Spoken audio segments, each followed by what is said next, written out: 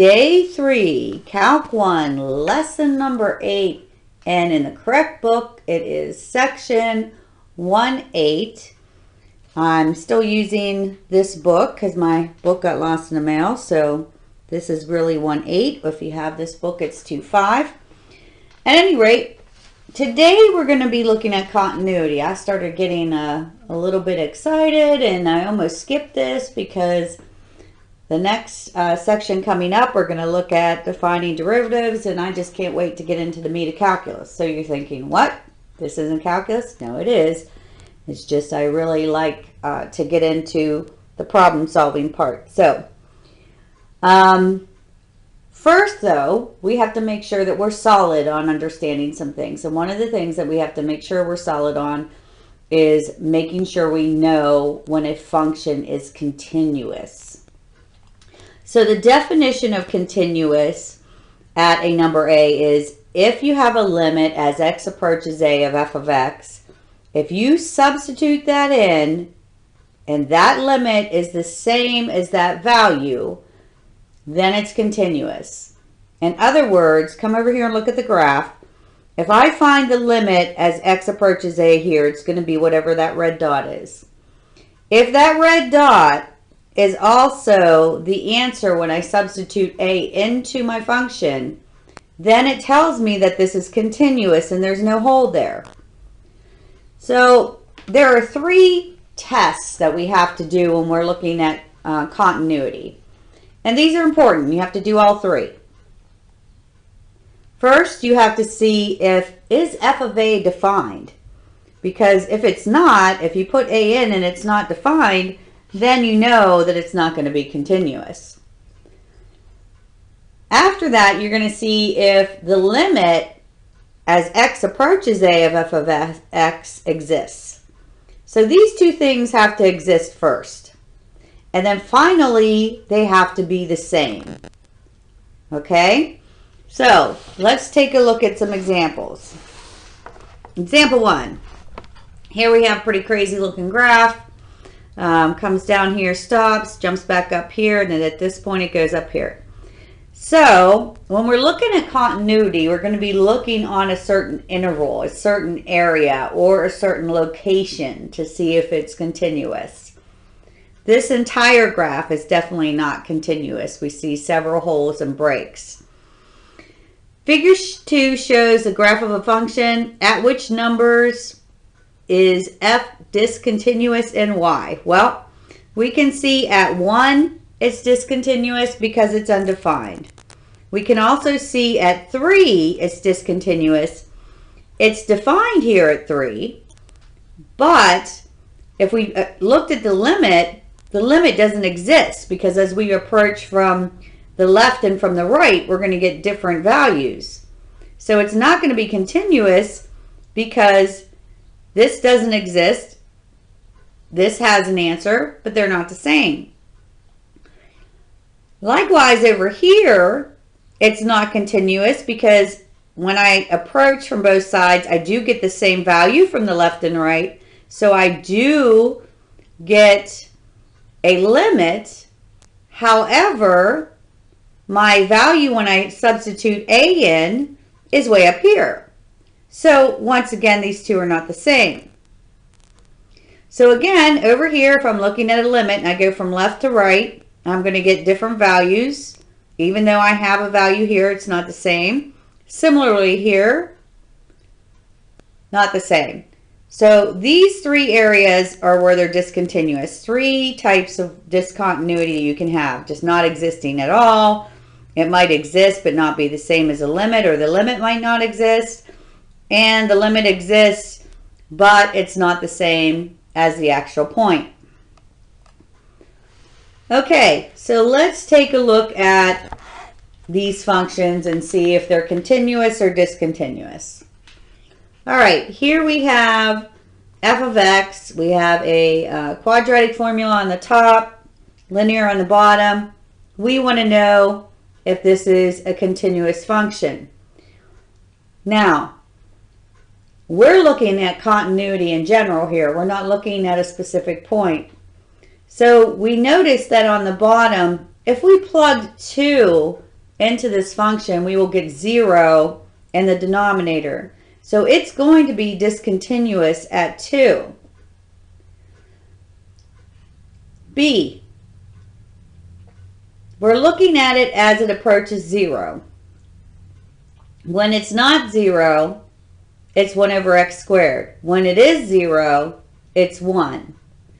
So we see here that the limit does not exist as x approaches infinity of 1 over x squared. We know that. So it's going to be discontinuous at 0. Looking at C, C is a piecewise function. It says getting close to 2, you're going to use this function, but at 2, the answer is going to be 1. So let's see if the limit and the actual answer are the same. So if I look at the limit as x approaches 2, I have to factor, reduce, and when I do that, I will get the limit of 3.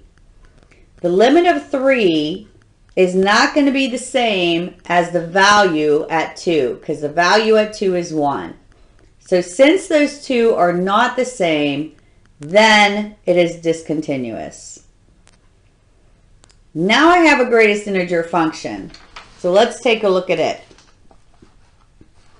Over here we have the greatest integer function on our graph. And you can see it just jumps. So it has several places where we have a discontinuities. So here, this is going to be discontinuous at all of these values. And you can see they call jump discontinuities because the function jumps from one value to another. So these are graphs of all the 4 we talked about. This is not defined at 2. This one has a point here at 1, but you can see it's going to go to infinity coming from the left and the right. Here we have our removable discontinuity. We call that removable because we factored it out and reduced it to find the limit right here, but that limit was not equal to the actual value. And here, this one just jumps from place to place, so it has several discontinuities in it. Now, a function is continuous from the right. Here we go with one-sided, okay? From the right, coming in from the right. If you find the limit and that value is the same as if you would substitute the number into the function, those two are the same, then you can have a one-sided limit. It's continuous from the left if you come from the left, from the negative side, and that value is the same as when you substitute a into the function. So if we're looking at the greatest integer function, this is a good one to take a look at for this problem. Look at the greatest integer function. We can see that if we look at from one side, if we look at it coming from the positive side of the limit, we're going to get a value. And that value from the positive side is also the value if I plug it in. That's going this way. However, when I come this way, I might have a limit as it approaches here, but I don't have a value that's the same as the limit because this is an open circle. So that's why this is not continuous coming from the negative side, or we say coming from the left, one-sided, but it is continuous coming from the right, only from the right. Now, if I ask if it's continuous at all at that point, the answer would be no, because this is not defined and this is, so no. But if we look at one side, we do have a one-sided limit when it's coming from the right. So let's take a look at the function f is continuous on an interval if it is continuous at every number in the interval. If it is defined only on one side of an endpoint of the interval, we understand that continuous at the endpoint to mean continuous from the right or continuous from the left. Okay, so more theorems. If you know that your two functions are continuous and you've established that they're continuous, then if you take a continuous function and you add another continuous function, that function will also be continuous. If you take a continuous function and you subtract a continuous function, it will still be continuous. If you take a continuous function and you multiply it by some factor, some constant c, it will still be continuous. If you multiply two continuous functions together, again, continuous. If you divide the two functions together, it's continuous if g of a does not equal 0. Okay? All right. Theorem 5. We love polynomials when we talk about continuity because polynomials are always continuous. A polynomial is continuous everywhere. That is, it is continuous on all real numbers from negative infinity to positive infinity. A rational function is continuous wherever it's defined. That is, continuous in its domain. Now remember, a rational function is one that looks like a fraction, so we're always going to look at the denominator to see if there's areas where it might not be defined. All right, so polynomial, this is standard form of a polynomial. Basically what that means is it can be, a polynomial can be just x squared plus 2. It could be 4x cubed minus 7x minus 1. It could be really long, like 8x to the 10th minus 6x to the 6th minus 3x plus 2. Can look something like that. Okay, these are all polynomials, different kind of polynomials. As a matter of fact, just by itself, x is a polynomial.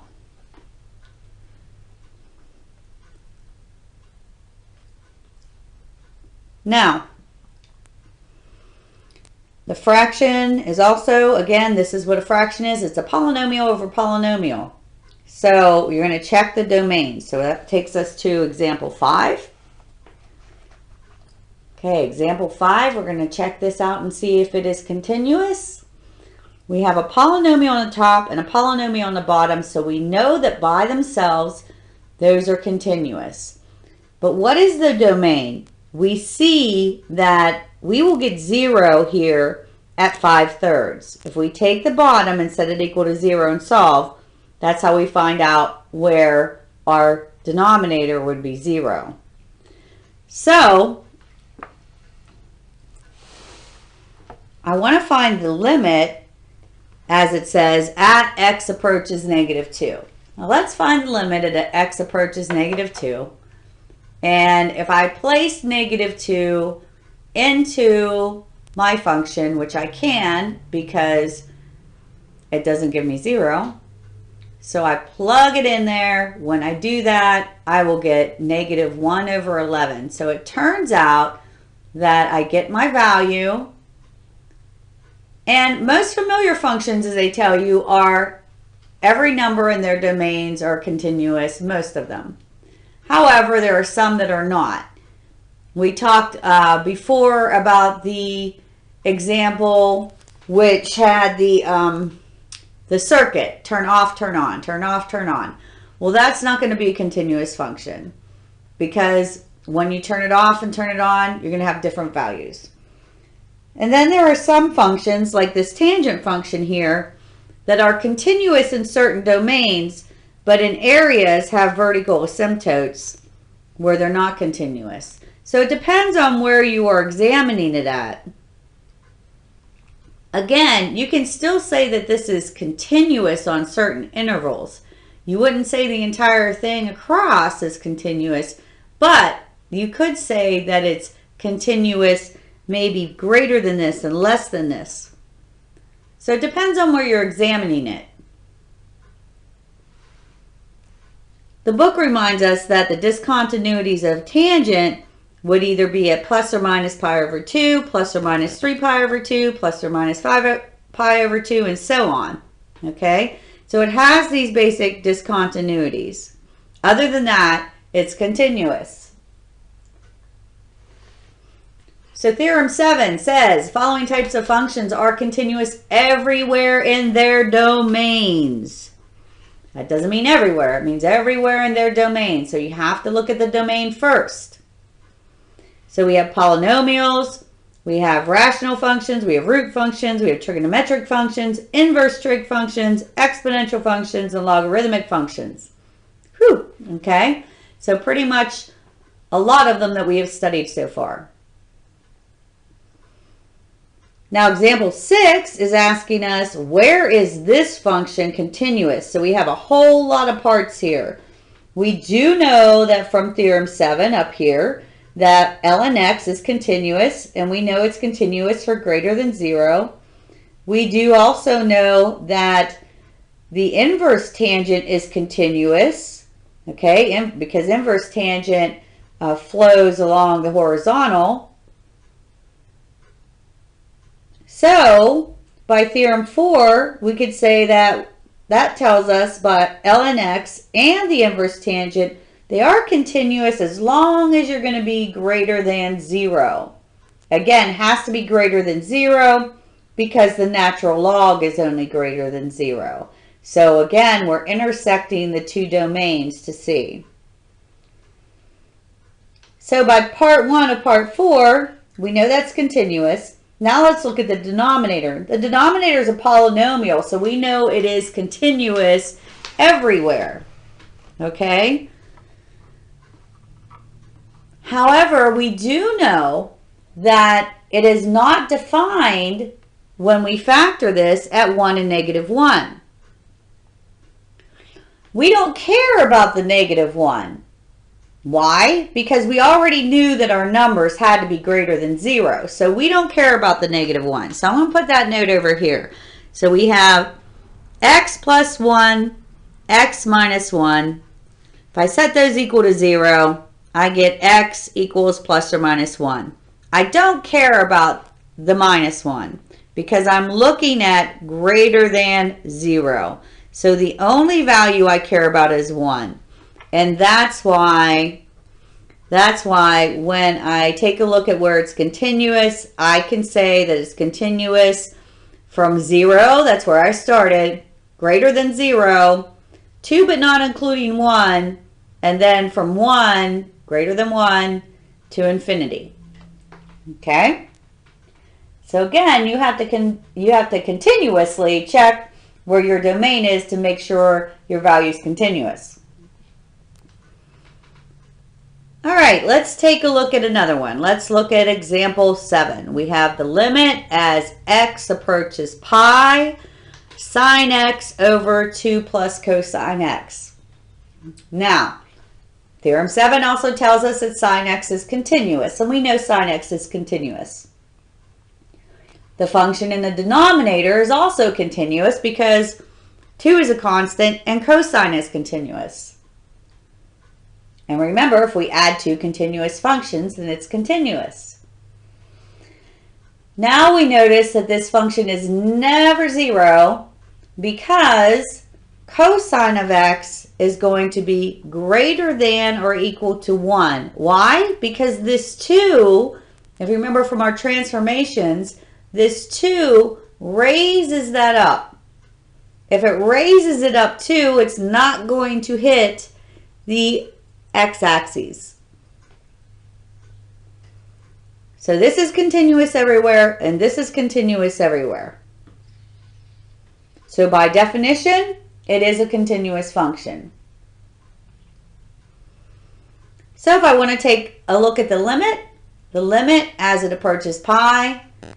I can plug that in, put my values in, and I find out the limit as x approaches pi is 0.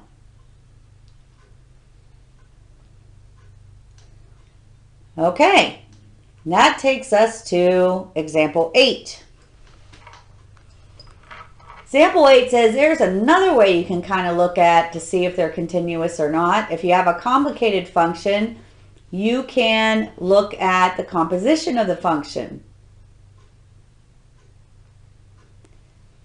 So if you look at the limit of g of x and you look at the limit of f of g of x, and you see that it's equal to the value if you plug b into the function, then these two will be the same. So another way that you can kind of shortcut. So here I have the limit, I have a function, I have g of x inside. I'm going to do the limit of the inside first and then do that function on the outside. That's helpful in example 8. Okay, example 8 is a little bit complicated. I look at it, I'm like, oh, arc sine, we have this algebraic function here and the arc sine there. I want to find out if the limit as it approaches 1. But then I look at theorem 8 and I'm like, well, theorem 8 says I could just see at the limit as x approaches 1 of this portion first. So if I do that, this is much easier for me to comprehend. Now the tricky part of this, because I put 1 in to x and I get 0. So I'm like, oh, wait a minute, I can't do this. Well, yes, you can. You can factor 1 minus x to be 1 minus the square root of x and 1 plus the square root of x. Okay, that's a tricky part here. You have 1 minus x, and it can factor to be 1 minus the square root of x and 1 plus the square root of x. If you do that, then you can reduce, and get the limit as x approaches 1, 1 over 1 plus the square root of x. Now, if I take a look at that, I substitute my value of 1 in. I will get the limit of 1/2. And then a limit of 1/2 is a constant, or the limit of 1/2, excuse me. Sorry, I gotta take a drink. I will get the limit of 1/2 by direct substitution. And by direct substitution, then I can take the arc sine of 1/2, which I find is pi over 6. Okay.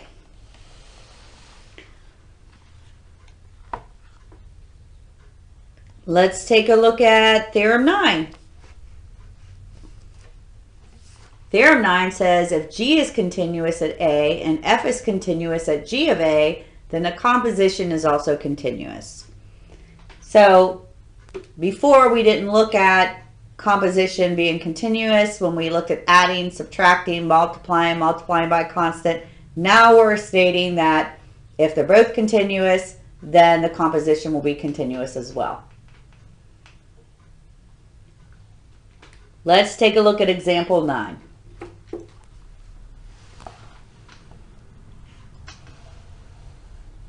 Okay, example 9. Where are the following functions continuous? Let's take a first. Let's take a look at a. We have sine of x squared. Where is this continuous? Well, if we piece this apart, we know that x squared is continuous everywhere. And we know that sine x is continuous everywhere. So that means I could actually write this as a composition of two functions. I could say g of x is x squared. And then if I take f of g of x, with f being sine x, I will get my sine x squared. So since I have already established that this is continuous, and this is continuous at all real numbers, then I know that the composition of the two is also continuous by all real numbers by this theorem. Now B is a little trickier. Okay, so we have B. We know from theorem 7 that the function of x, of ln x, is continuous. It's a continuous function. And g of x, which is equal to 1 plus cosine of x, is continuous because both the constant 1 and cosine x are also continuous. Therefore, by theorem 9, f of x equals f of g of x would also be continuous wherever it's defined. Again, we have to be careful to make sure that we're looking to make sure constantly all values are going to be defined.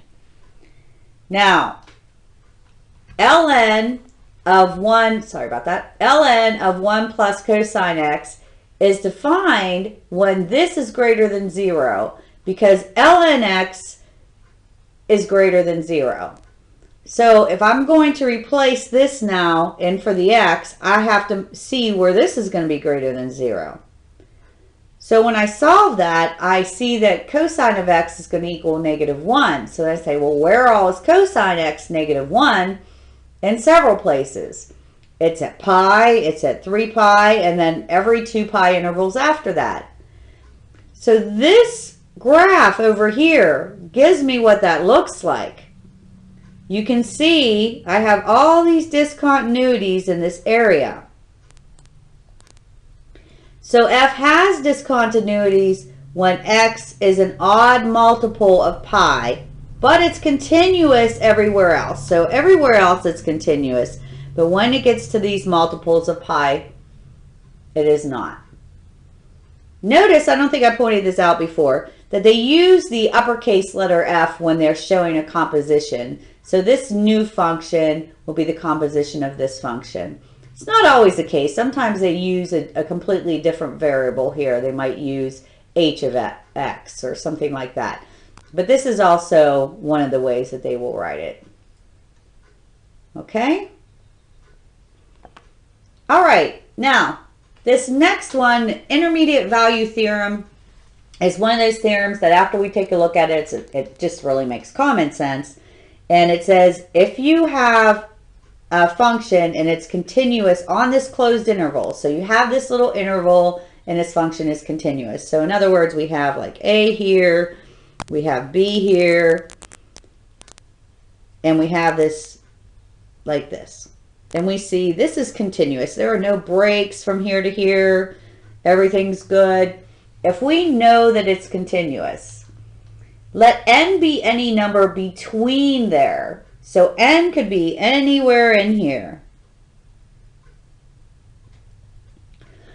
So it says if you know that that's continuous and you know that n's between there, you can say that there exists a number c in that interval such that f of c is equal to n. Well, yeah, this is a c, I'm sorry. This is my n value. This is my value that I'm getting. Okay, so n is any number between f of a and f of b.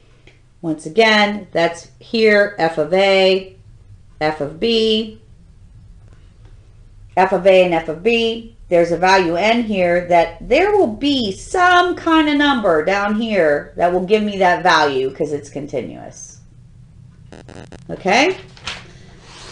All right, so here's some illustrations. Here I have f of a, here I have f of b, here I have an n value on the y-axis that's between them. There will be some number in between a and b that will give me that value. That's all that theorem states. All right, let's go down and look at example 10. Show that there's a root of an equation. Okay, to say that there's a root means if I set it equal to 0, I'm going to get some kind of value. So I'm going to show that there's a root. And this says we're going to show that there's a root between the numbers 1 and 2. So between numbers 1 and 2, I first think I should look at the values between, look at the values at 1 and 2. So I have f of 1 will equal -1. And I have f of 2 that will equal 12. Kind of ignore this over here for a minute. So I have f of 1 equaling -1 and f of 2 equaling 12. That tells me that I need to have a number that's between those two numbers. Let's pick 0. We're going to pick 0. Why? Because we're looking for a root. And in order for it to be a root, then it would have to have the value of 0. So now that I know that these are continuous, this works, the intermediate value theorem says that there definitely is a number between 1 and 2 that would give me that value 0. Why? Because from -1 to 12, 0 is in that interval. So there is at least one root in the interval from 1 to 2. Now, we can locate more precisely using this theorem by coming in a little closer and seeing if we can guess and try to get 0. I'll put in 1.2, I get -0.128. If I put in 1.3, I get positive 0.548. So that tells me that my number is in between these two. So I'm really narrowing it down there. And if I want to play with it a little more, I can try, well, let's take a look at maybe 1.22 and 1.23. Let's really narrow it down. And of course you'd use a calculator here. So we're going to try 1.22.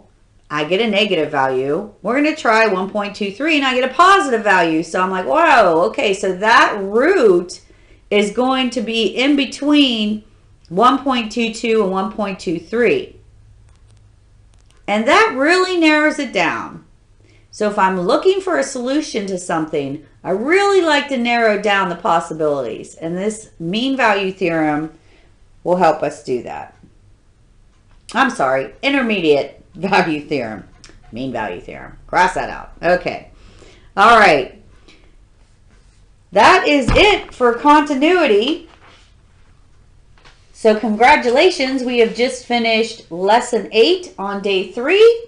We're going to do lesson 9 next, which really makes me excited because now we're getting closer and closer and closer to doing derivatives.